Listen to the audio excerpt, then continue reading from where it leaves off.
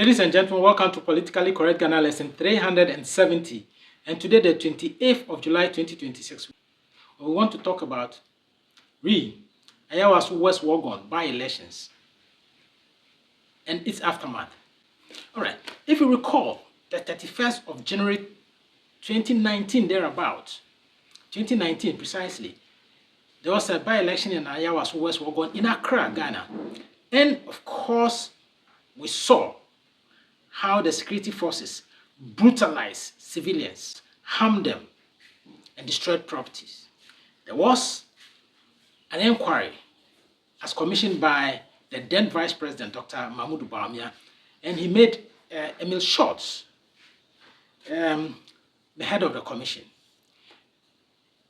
The inquiry went on, and some others were found guilty. Dr. Bryan Acheampong was to be reprimanded. He was a Minister of State. He was to be reprimanded. Colonel Mike Opoku to be reprimanded and sanctioned. Then double Ernest Akomea, I think so, was to be sanctioned. Then Mohammed Sulemana was also to be sanctioned. And then criminal sanction. When I mean sanctions, criminal sanctions. Okay.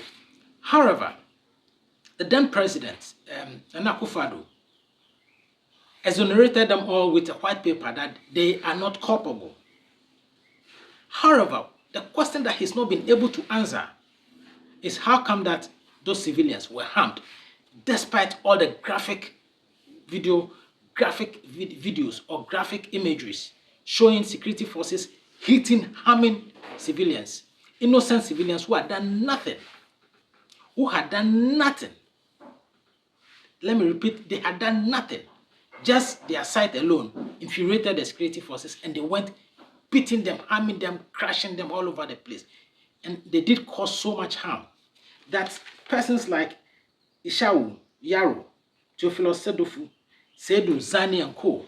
were harmed, that they are still paying their own hospital bills, probably as of now, since 2019, without compensation from the state, when, of course, the Emile Shorts Commission requested for compensation to be paid. All right, come a new government, 2025, and John Dramani Mahama, who becomes the president, has asked the Inspector General of Police to look into these cases. Let me ask the President, John Dramani Mahama, and his Attorney General, have you published or have you made transparent the report from the IGP? Because I'm looking for it and I can't find it. Meanwhile, these individuals who were harmed have not been compensated by the state, which we all can find online. The Emile Shorts Commission report we can find. The recommendations we can all find all that. But the reinvestigation, the reopened investigation, we don't have online. So we talk about transparency. Dr. Ayeni, the Attorney General, please make this report transparent as it is. That means transparency has 4 factors or 4 ingredients. One is accessibility or openness. Please publish it online, put in library so that we all can read what the IGP's commission found out as a continuum of the Emile Shorts Commission and then a white paper from the then president. So that we can make meaning. That way we can make meaning. 2, transparency requires what we call timeliness or timeously. Please make this report timeous so that the longer it stays, justice gets denied. Because these guys will not be paid compensation if we are not careful, or adequate compensation. And those who have offended will go free. I'll explain this why people shouldn't go free. Then, of course, that's the second component of it. The third component is verifiability.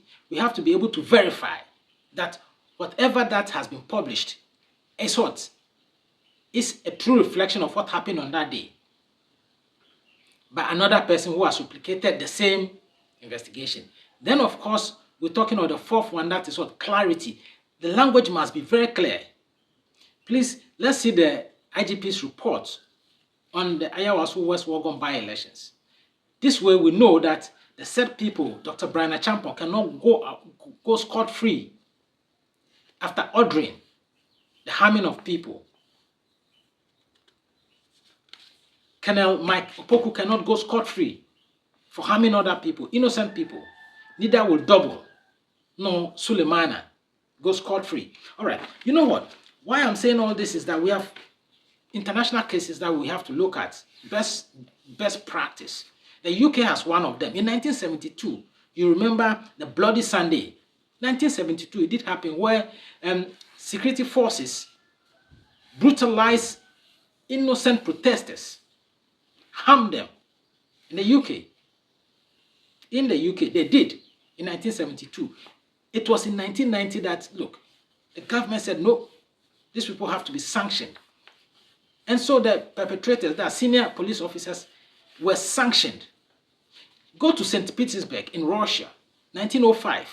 They also cracked down on a group of students. And you know what happened in Russia in 1905? They asked them to resign. They pushed them all out. They were sanctioned. The ministers involved were sanctioned. They were kicked out of government. Senior police officers were what? Dismissed. Not made to resign. They were dismissed. Look at South Korea, 1990. An event that occurred in 1980. In 1990, the sanctions kicked down and imprisoned the then president and the vice and other senior security officers for what? Brutalizing students who were protesting. Ghana, we cannot keep this practice undercover, giving the appointed folks the authority to harm, brutalize, crack down on innocent protesters that way. And even this, they were not even protesting. They were there to vote or witness the voting process, and they were cracked down upon, beaten, harmed in all sorts of ways. Yet, the Ghana government says the security services have the right to do that. So even if you're in your house, the security services can come in there and harm you. That's what it means. Damage your property and the state will not pay. President John Dramani Mahama, please, let's do the right thing. Let us all do the right thing in the interest of our children and our grandchildren and children thereafter. The name is Kwame Afaglo. Thank you.